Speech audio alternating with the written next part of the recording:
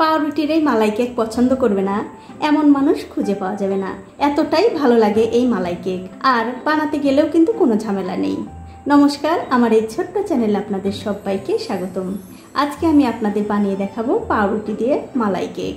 তো পাউরুটি দিয়ে মালাই কেক বানাবার জন্য দেখতে পাচ্ছেন এখানে আমি 6 পিস পাউরুটি নিয়েছি। এখন যে পাউরুটির এই লাল অংশটা আছে সেটা আমি কেটে বাদ দেব, এতে করে এই কেকগুলো দেখতে ভালো লাগবে। দেখুন সবগুলো পাউরুটি কিন্তু আমি খুব ভালো করে কেটে নিয়েছি। এখন আমি এই পাউরুটিগুলো একটু হালকা করে সেঁকে নেব।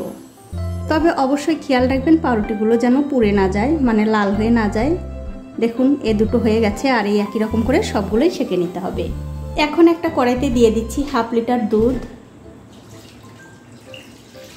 এখন এই দুধটা আমি ভালো করে জাল দিয়ে নেব।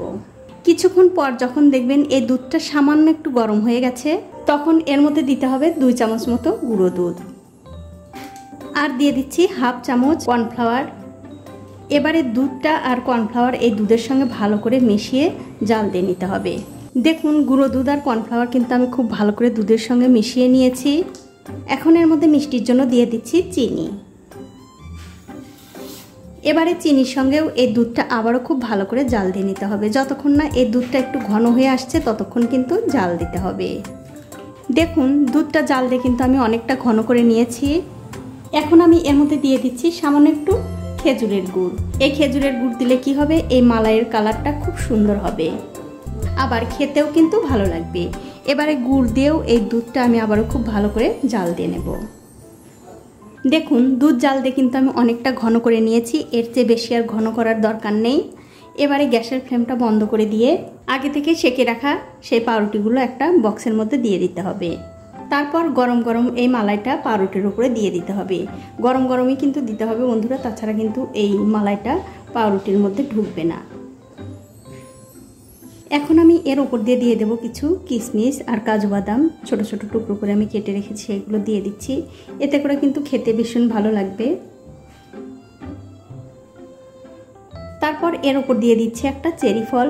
আপনাদের যে কোনো পছন্দের ফল কিন্তু দিতে পারেন, কোনো অসুবিধা নেই। তারপর এর মধ্যে দিয়ে দেব কিছু টুটি ফুটি। এবারে একটুখানি ঠান্ডা করে একটা ঢাকা দিয়ে ফ্রিজে আমি 1 ঘন্টার জন্য রেখে দেব। 1 ঘন্টা পর আমি ফ্রিজ থেকে বের করে নিলাম। এবারে আপনাদের মালাই কেকটা আমি পরিবেশন করেও দেখাচ্ছি কতটা সুন্দর হয়েছে। এখন আমি অন্য একটা থালাতে তুলে নিচ্ছি।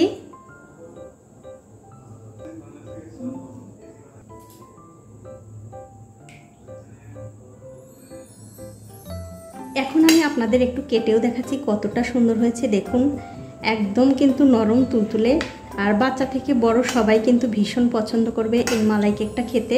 তো বন্ধুরা, আমার আজকের এই রেসিপিটা আপনাদের কেমন লেগেছে? যদি ভালো লেগেই থাকে অবশ্যই একটা লাইক, কমেন্ট আর শেয়ার করতে ভুলবেন না।